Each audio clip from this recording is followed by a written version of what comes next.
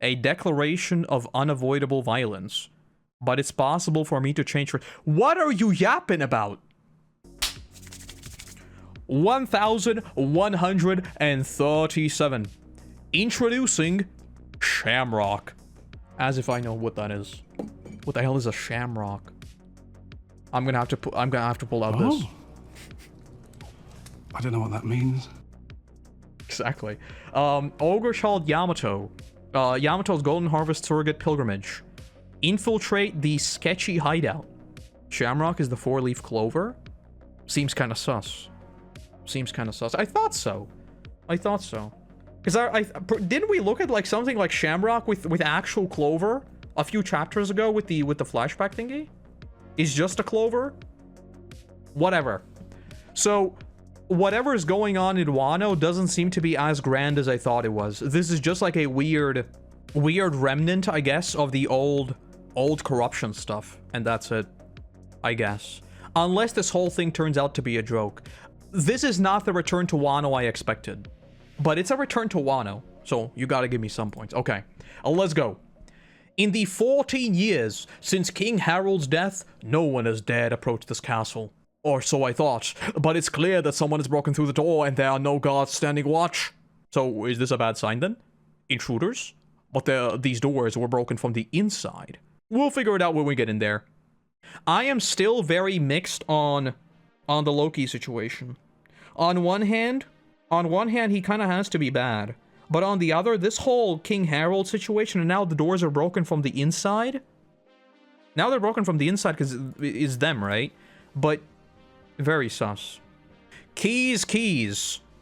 This destruction looks fresh. Well, it is. Wait, please. Wait, this is frightening. Oh, wow, this castle is huge.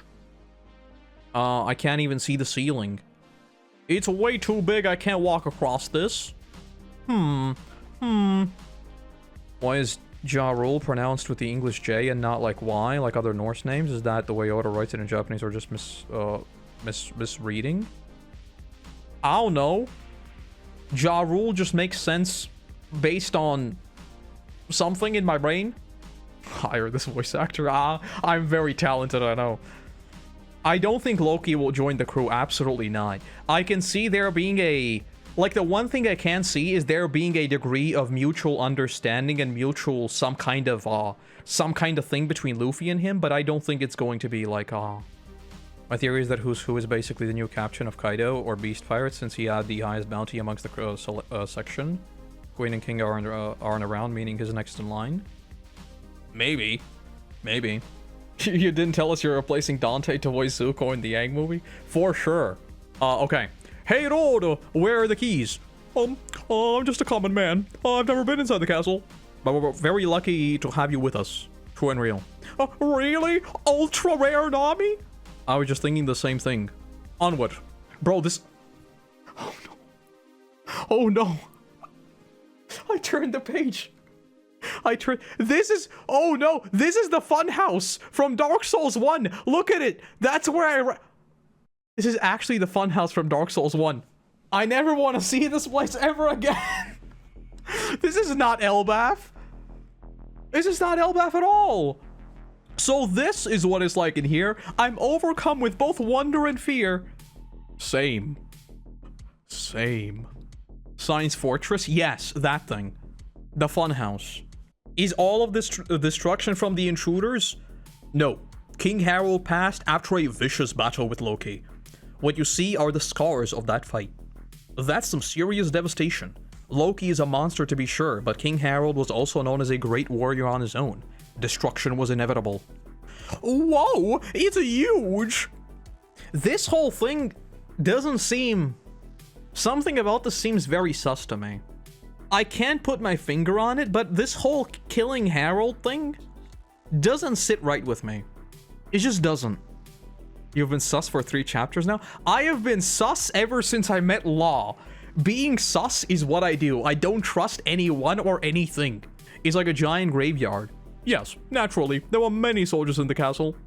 Loki slew over 100 astute warriors that day. The only survivors among the castle were Chief Ja Rule and Loki himself. It was a shocking and bloody scene that that it was agreed that the castle should be sealed and left untouched afterward.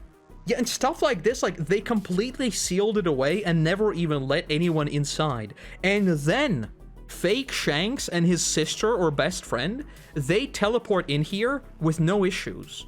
Like, that just seems sus to me. There has to be some kind of external influence on this entire thing.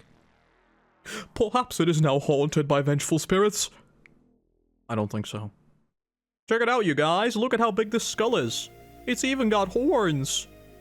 I mean, Luffy, I don't think you were this surprised about Onigashima. And I'm pretty sure Onigashima was a slightly bigger skull. But yeah. No proper funerals for the guards either. Yeah, this seems highly, highly, highly sus to me. Highly sus to me. No funerals, completely locking up the castle. The whole thing is completely destroyed and overrun with vines at this point. Something ain't right. Something ain't right. The largest bones belong to the warriors with the blood of ancient giants.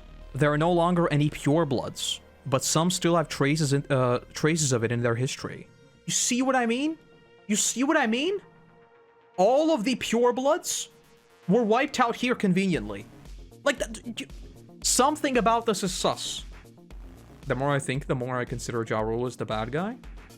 Could Kaido's Oni race be the ancient giants, actually? I'm not sure about I've heard very, very intriguing theories since the last chapter about, like, the different ages of One Piece. About, like, the ores kind and stuff like that. That's not what he meant about the bloodlines. Okay, hold on. There are no longer any purebloods, but some still have traces of it in their history. Oh! So these are not, like, purebloods. The largest bones belong to the warriors with the blood of ancient giants. So these are obviously with people with the blood of ancient giants. There are no longer any purebloods, but some still have traces of it in their history. So these are not purebloods. These are just some with traces of it. I understood it as there's no more of Ors' race left. I don't think he's answering about Ors. I think he's just talking about these bones. Whatever happened to innocent until proven guilty, I guess is what you mean. Let Loki at least have a lawyer. We can call up Saul right now. Oh my god, I need a channel point reward for this. I'm gonna make a channel point reward about calling Saul. I'm gonna do this after this stream. In fact, King Harald himself was a very large and mighty. Oh, just look up. I haven't seen that visage in years.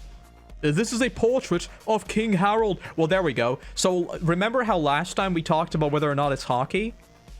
Yeah, that was a waste of time. It's just a painting. It's just a painting. Yeah, it's just a painting. Well, that was a waste of time. Or as an ancient giant, there's none left of his craze, but there are giants with mixed blood. Some of them were the guards here. Yeah, that's what I understand as well. That's what I take from this too.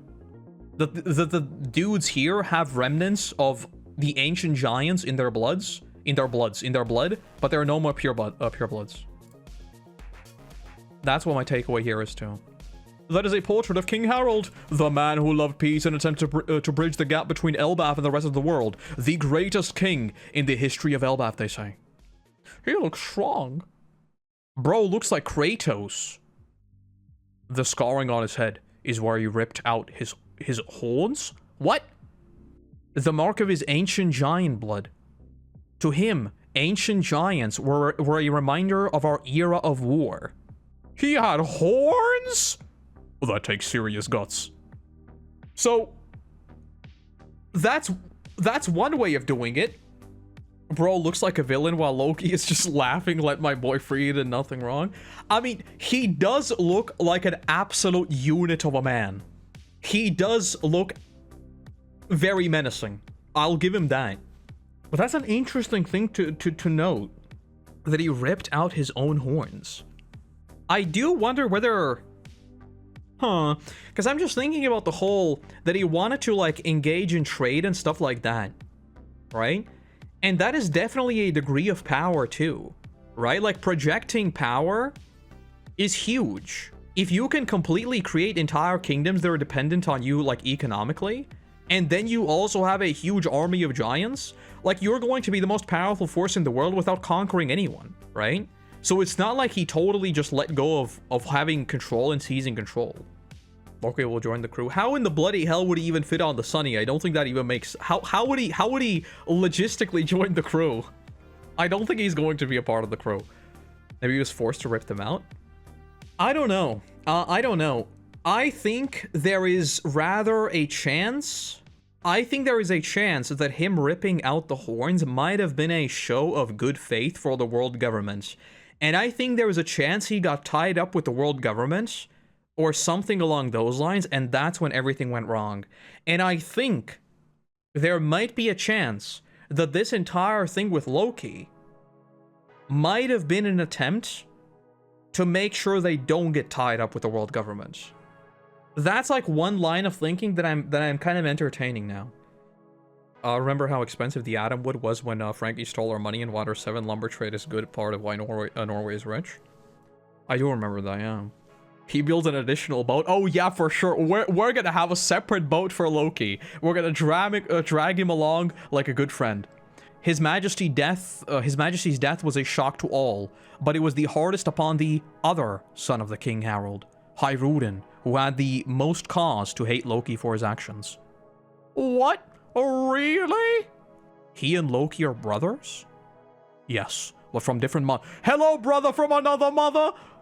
Harald was born to another woman prior to Harald's marriage to the queen. You see, Elbaf did not allow for Harald's mother to be queen. How come? She was from a different giant nation. She was from a different giant nation. It's like such a random thing. So she wasn't able to be queen. Why not? Oh, you see, she was from a different giant nation. Why does that matter? You're all giants. We're all giants? Do you humans not wage wars over land and resources as well? He hit them with some big truths. Some big truths. I agree, the magic circles are sus. They probably came here before. Yeah, I think this whole thing is an infiltration from within. I think there is something like actually corrupted right at the heart of the of Elbaf. And one thing that I've also kind of like, I'm still like, I still keep thinking about the whole don't spend too, or like, what was it, like don't get lost or don't spend too long here or whatever it was. That's like another thing that still keeps rattling around my brain. Okay, let's keep going. Let's keep going. Giants from other areas will tarnish the blood of Elbaf. You have some really Nami is hitting them with a truth bomb of her own. You have some really bigoted views about other giants and humans. Oh, but you're different. This is very, very sus. Do we know where the Gyru come from before appearing at the feast? I think he got brought by a boat. Of course, they do be big Utts. If Hyruden's blood is tarnished, why did you ride with his crew? Because... Rodo the nerd, what a creep. Oh wow, this is amazing. You can draw sea charts? Show me how to do it. You wanna be my friend? Oh, a friend? Unlike me, he is a truly honest and straightforward man. Despite being unable to live in the castle with his father and seeing the way his mother was tormented, he withstood all of that pain and said, I want to unify all the giant kind. Okay, so he's basically going to become, he's obviously next in line for the throne, and he's going to be the person who inherits Elbaf. Unless he dies a miserable death. The only thing that kind of messes with that idea is that a lot of Elbaf seems to be getting away from like, royalty and power and the crown. So... because he's being positioned as the good guy, right? Like, he wants to unify all the giants and get rid of this thing altogether. Because, like, he's like another mixed blood, right? Where he has, like, a king father and a mother that can't be a queen. So he's kind of, like, right in between, and he's like, you know what, I'm gonna do away with the divide. But I don't know. I am the man who will be the king of all giants! And I know you can do it. I want to help his dream come true.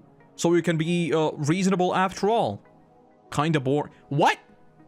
Doesn't say that he's mixed. I don't mean mixed as in like blood or anything. I mean that he's mixed in the sense that like one part of his family is royalty and the other is not, right? She should be, but she's not. That's what I mean. Like, he exists in that divide between being royalty and being just a regular dude. That's what I mean. So if you want to get rid of this entire divide altogether and just like unite everyone under the same banner and there's like no distinction whatsoever, where it's like you can't be a queen for this arbitrary reason, He's obviously being positioned as the guy who wants to get rid of this, like, arbitrary divide. That's what I mean. Jesus Christ, Luffy. Hey, come check this out. Some giants are knocked out over here. Luffy finds a body and he's like, oi, they're just sleeping here. What the hell is this? Okay, before we talk about whatever this is, let me read the page. So we are going to Loki. Underworld Elbaf. Is it sinking in yet? Wheeze. I told you already. I can't move. It doesn't change your question. A member of the common rabble receiving a chance to join the ranks of gods is a miracle one can only dream of. And we are offering you that miracle now. I really don't like her design. What the hell is this? This doesn't look cool. It doesn't look menacing. It doesn't look impressive. This just looks weird. What the hell is even going on? Why does she have long legs? And what the hell? Why is her knee? I have so many questions. Fits well with her design, fits well with her power. I don't know. I don't like her design. It's weird. It's very weird. Average bizarre One Piece design. I don't think it's average bizarre One Piece design. This is it's just weird. It doesn't help also that like the perspective on Elbaf is all kinds of messed up because some things are big and some things are not. Do we actually get to know what the hell her power is? Damn it, not again!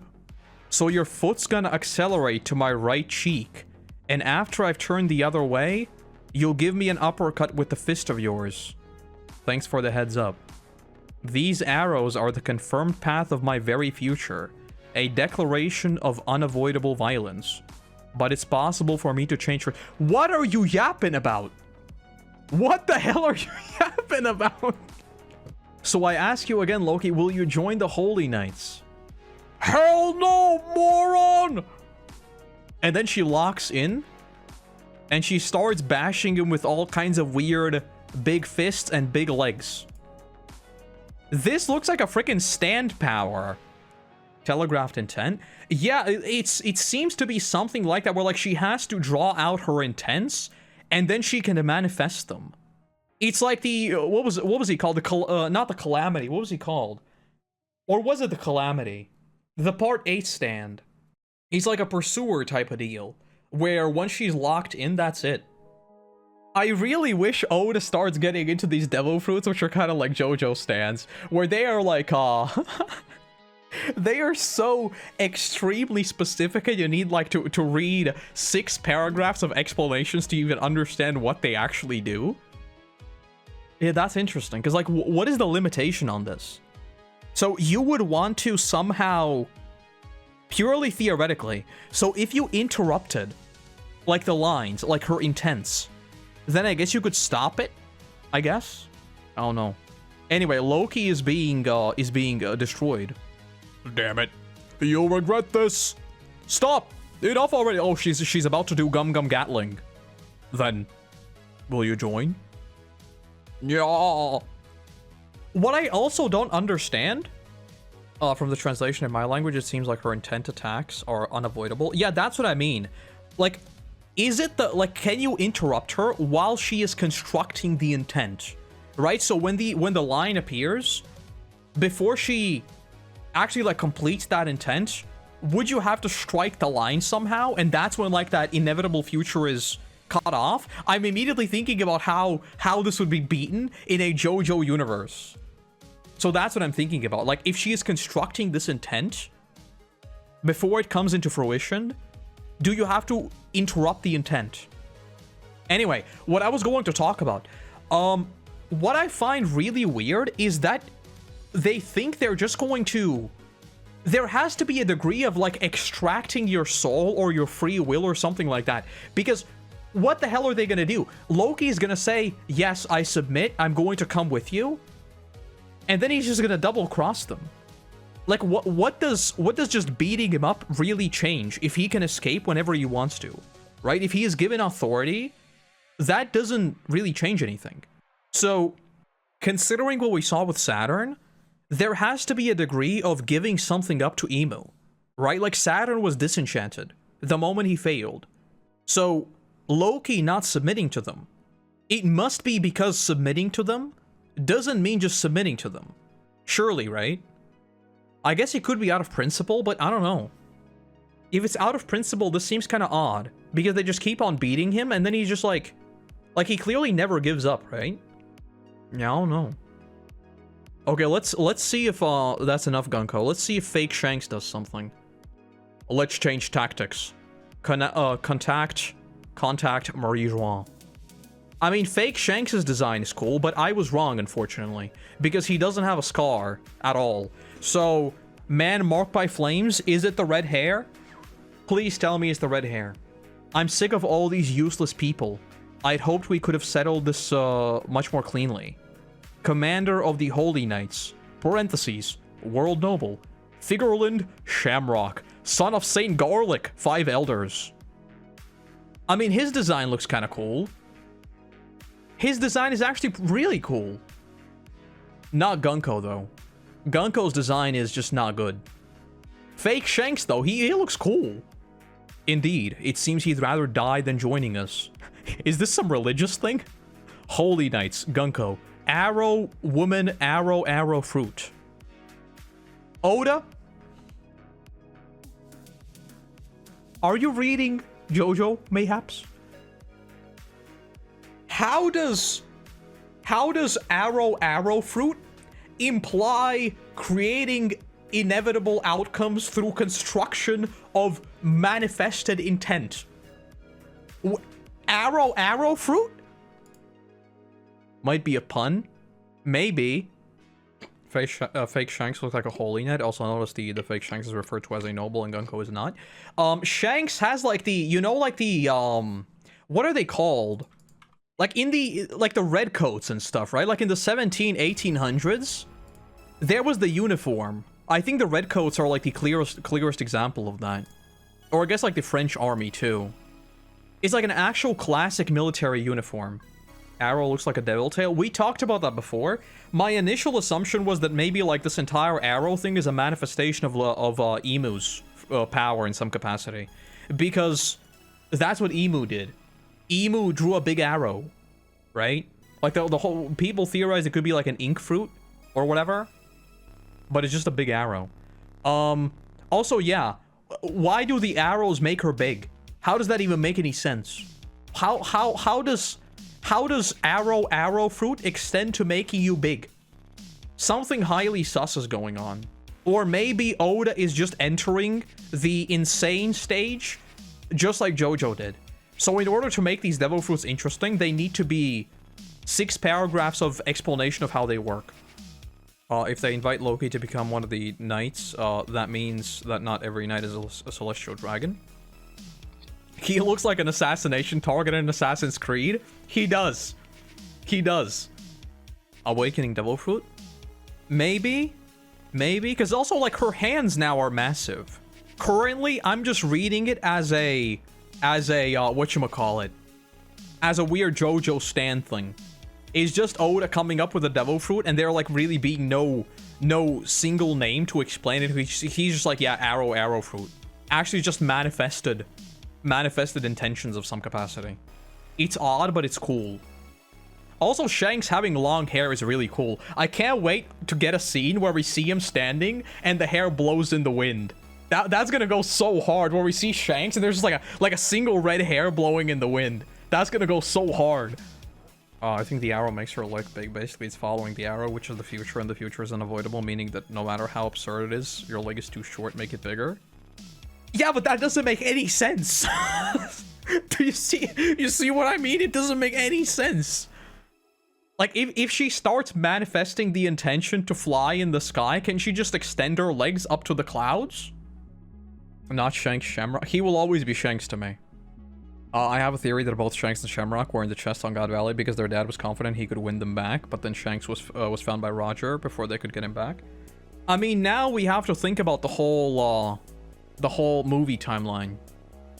And the whole, like, the chest thing, right? So I'm not sure. Sugar's Devil Fruit also doesn't make any sense. Yep. It's probably just Oda thinking of a fun concept and not really having like a proper name to explain it. Anyway, the vicious warriors of Elbaf, who conquered the New World long ago, will be brought under the command of the world government once and for all. Yeah, I think current theory is that Elbaf was infiltrated, and I don't think Harald was killed by Loki. That's what I'm thinking. It's very cool. Whoops, wrong swing. It's very cool that Oda is not keeping them in the shadows, though. Like, we were introduced to fake Shanks a couple chapters ago, and he's just here. Do you think Loki is evil or good? Because he honestly seems like each chapter makes Loki seem more evil.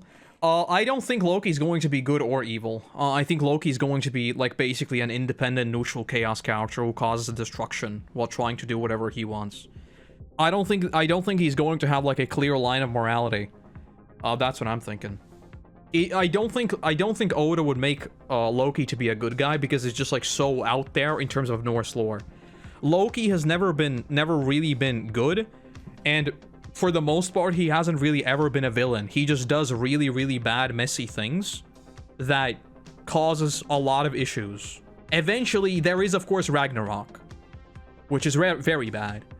But I don't think it's going to be either or. I think Harald wants to join the world government. That's why Loki killed him. I think it's something along those lines, but I think there's also a degree of infiltration and manipulation. I don't think it's as simple as Harald basically saying that we're going to join the world government, which is obviously, like we talked about, sus. You should, like, joining the world government right now, as we know, like, based on the stuff we know, is not really that good of an idea, right? The circles and there being a whole massive war within the castle, that just seems, I don't know. Loki's character is giving me a mixture of Loki and Thor. Maybe. I'm very curious about the hammer, because Loki stealing Thor's hammer is a very big deal in Norse, so I wonder if there's also going to be something like that. There's no shot that Oda doesn't do I completely forgot the name of the hammer. Mjolnir. Like, there's no shot Oda doesn't do something with Mjolnir. Harald was offered to become a celestial dragon if he made the giants fall in line and become part of the gods, god knights or navy. Yeah, that's what I'm thinking. I'm thinking Harald wanted to make a deal to bring Elbaf in line with the rest of the world, and one of the things that they had to do was basically disarm, right? And that's probably a bad idea. Because the only reason why the world government hasn't forcefully conquered Elbaf is because they were just unconquerable. But I think in doing that, they were infiltrated from within. I just don't know how Loki plays into that. Because the whole Shanks angle and all of Elbaf banding together to stop Loki, all of that just seems... And the fact that he's blindfolded even now, by the way. We never see his eyes. Very much against the deal. Fight broke out. You can see that he's very adamant about not joining them in this chapter. I think there is a chance it's as simple as that. But to me, something seems off about that. It could be that, like, it's literally a son and father thing where Loki is like, listen, bro, don't do this. We don't want this. And then they just, like, battle each other. And then, you know... whatever happens. But I think there's something missing. I just don't know exactly what. Same eyes as Hawkeyes, I still think there's something special with them.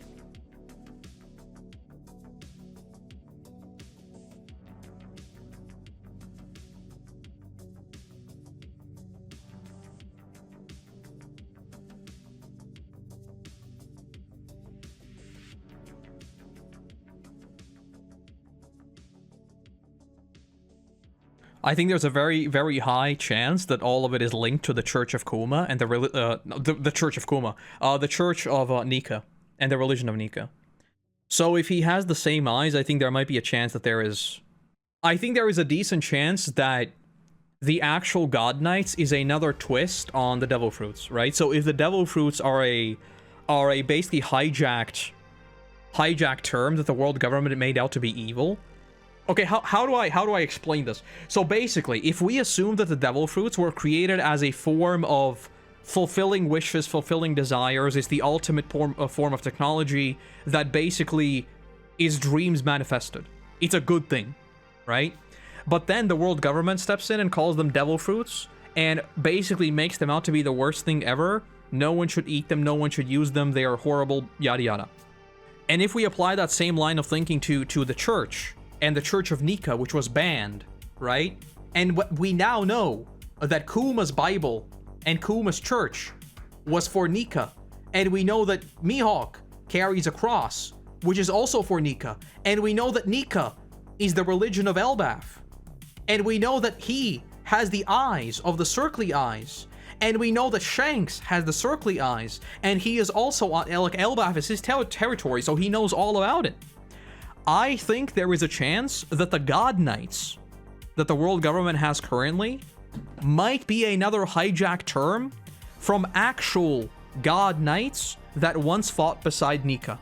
Or whoever Nika was. Joy Boy, whatever. That's what I'm thinking. It's not a direct parallel, but it does resemble how Harald Fairhair was the king that united Norway. He converted to Christianity, and the parallel here would be Harald breaking off his horns to leave the ancestry behind. Yeah, I've got no idea about that. Incredible conspiracy board? I know, it's excellent. I love my conspiracy board. I can always just like... And all of these, by the way, like, this is not a meme. Like, this is actually stuff I think about. By the way, is this basically confirmed to be Shamrock? Like, is this guy up here Shamrock? Probably not, right? I don't think so. But maybe. Maybe. Add the math meme overlay on it? No. The math meme overlay would make it seem unserious, but I'm being deathly serious. Personal assistant, not Shamrock? It could, but the thing with a personal assistant is that would also have to be someone very important, right? That's why I'm kind of like, it could be him. Because a personal assistant to Emu? What do you mean a personal assistant to Emu? The personal assistant would have to be someone incredibly high up. But I don't know. Yeah, I'm very curious about whether or not Loki refusing them and them just locking in and keeping beating him. I don't know if this is out of principle or there is a transaction that must take place. That's what I am very interested in. Because if he really just wanted to double cross them and just like get out of this and do whatever, wouldn't he just do that? But then again, in One Piece, a lot of characters operate purely out of principle. So it could also be because of that. But then again, killing your own father, that's also not really acting in principles of Elbaf, right? So I don't know. I don't know. I think there's a chance there is a transaction that must take place. Maybe to disenchant them. But I don't know about that one. I don't know about that one. And another thing is the animals are very, very friendly with Loki. And they clearly fought for him, right? Like, there's a bunch of them. And they are all struck down by the arrows. And that's like a whole different thing, because if he was truly an evil dude, I don't think all these animals would be very friendly with him. Maybe that's just me being like, you know, animals are cool, and so animals would never be friends with an evil dude. But I don't know. That also seems kind of sus to me. Loki is an enigma. An absolute enigma, and I don't really know where this is going to go. If he considers his father to be a betrayer of Elbaf, he could easily kill him. I don't see the problem there. That would still be... If we apply the honorable combat rules of Elbaf, that would still be a dishonorable kill. Number one, that's kinslaying. Number two, that is regicide. Number three, that's not an honorable duel. I don't think betraying something in the culture of Elbaf would be grounds for basically an assassination. Like, it's not really an assassination, right? Like, he still fights him. But functionally, it is kind of like an assassination. I don't really read that as a thing that could happen on Elbaf, personally. But even taking a step back from all of this, what the hell does let's change tactics mean? Let's change tactics, contact Marie Joie. I'm so sick of all these people. I'd hoped we could have settled this much more cleanly. The vicious warriors of Elbaf who conquered the New World long ago will be brought under the command of the world governments once and for all. Are we about to see another Starfall? Is this a declaration of war? Like, is this it? I think it's Ragnarok. I mean, if you really think about it, Ragnarok is heralded by Loki, right? Loki's unrelenting thingity-bob would be the herald for Ragnarok in this case. He refused to accept the deal, and now he brought upon destruction upon the island. So it does kind of make sense. But would it really just happen like this? Plan B could be just something as simple as releasing him. Would they have to contact Marie Joie, though? If just releasing him was a thing? And why would they, yeah?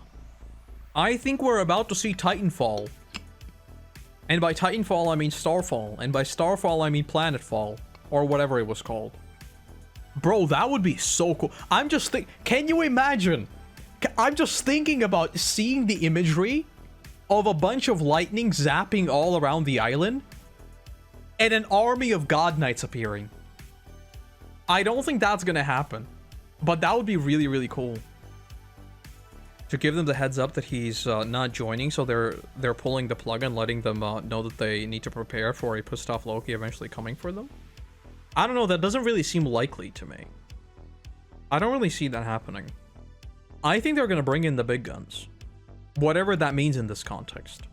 Whether that is an army of God Knights, or they're getting the Elders, or they're just bringing in a few more forces to maybe target specific people. I think this is like we're taking it down for good. Emu shows up in Elbaf? I don't think it'd be Emu. I think there's too much resistance in the world. If this was like the final island, then maybe Emu would make a move, but I don't think he's going to. Or they are going to. I don't really see a universe where Emu drops on Elbaf. At least not for now. Very, very, very shush. Very shush indeed. Dragon incoming? I can absolutely see Dragon coming though. And I do think Dragon's going to be involved. I think that could actually be... I think there could be a decent chance that... Okay, let's entertain this. An army deploys on Elbaf. Dragon gets the word that something is happening. Dragon says now is our time to move. And then one of two things happens. I think one is likelier than the other. Number one, they use the opening to launch an attack on either Marie Joie itself or some kind of important thing of the world government. I think that is less likely. More likely, they box them in on Elbaf. Because I do think Dragon will be involved in Elbaf. I think there is so much precedent for that, with like basically every single flashback that has had to do with like what happened after Ohura, and like carrying everything over to Elbaf and everything. It's involved Dragon. So I think Dragon will be involved here as well. To be fair, I said that with Marineford, and that never happened. So, because I'm just thinking about sending a message, right? If you had spent this long waiting for the opening, and then you have the world government deploying their forces on the last true bastion of resistance against the world government. Shamrock wanted to resolve everything diplomatically, but it would be impossible without Loki, so they're just gonna attack Elbaf. I think so too. I think so too. I think making Loki, because Loki is obviously the actual whatchamacallit, the next in line for Elbaf. So if they subjugate him and then bring him into the world government, that's GG's, right? They fold. So I do think this is like a declaration of war. The ancient weapons are refueled too, so the nuclear options on the table too. Do you think they're gonna like strike them and then make them yield? That could be interesting because we still haven't seen the top level. So if they strike the top level, that could work. What do you think lives in the Heaven World? I've got no idea. Like, that place is really, really odd to me. I don't know. He could be involved, but not on Elbaf. I don't see Dragon crossing paths with Luffy anytime soon. I don't think they would cross paths. I think it'd be just two very different goals that happen to coincide in the same location. I don't think it'd actually be crossing paths, necessarily. Yeah, if this is like, if we think about this being the world tree, and let's say hypothetically, Emu blasts the top layer of the world tree, but because it's the world tree, it's like extremely resilient. But like no shot, the tree is stronger than the entire ocean, right? Because when they used the weapon before, it wiped out the whole island and the whole ocean. So I don't think like the tree would be able to stop a strike. But if they wiped out like half of the island to send a message basically and force them to fold, I could see something like that. Does any of this have to do with the fact that books on Okra are an Elbaf? I think the biggest thing about subjugating Elbaf is that they know the true history. I think that's like the biggest thing. And I think the fact that like at this very moment, right as we read this chapter and this exchange, Robin is just having the time of her life reading the books. I think that's a really, really bad thing for the world government. If Big Mom can bite through the atom wood, then Ancient Weapon can do too. Actually true. Actually very, very true. Since both Beast Pirates and Big Mom Pirates are still very much intact, I think we will see their alliance and potential return of Kaido and Big Mom. I severely hope Oda doesn't bring back Kaido and Big Mom. I think it'd be really, really weird and it'd be unnecessary. But I do think their crews might make a return in some capacity. I just hope it's not Kaido and Big Mom. Just put a big mirror on top of the tree issue solved. True and real. We're just going to reverse Uno, the big nuke. I'm sure that would work. I think the story's coming that way. Yeah, I don't know. I'm not really getting the impression that they'd be brought back. Big Mom returning is completely possible, and especially since she has so much history with Elbaf, Kaido should stay there though. If anything, I am more so inclined to believe that Big Mom won't come back because Kid's history with Big Mom was never even mentioned. The fact that Kid defeated Big Mom, which is a very big deal, Kid should realistically be respected on Elbaf, has never even been entertained, never really even been considered, nothing. That's like a big red flag for me that I do think Big Mom's story is done. I'll leave it there for today. Thank you for joining me, and I'll see you back in the next couple of days. There's obviously a main channel video also coming next week, and then we'll see about streams this coming week. Okay, have a good one. Bye-bye.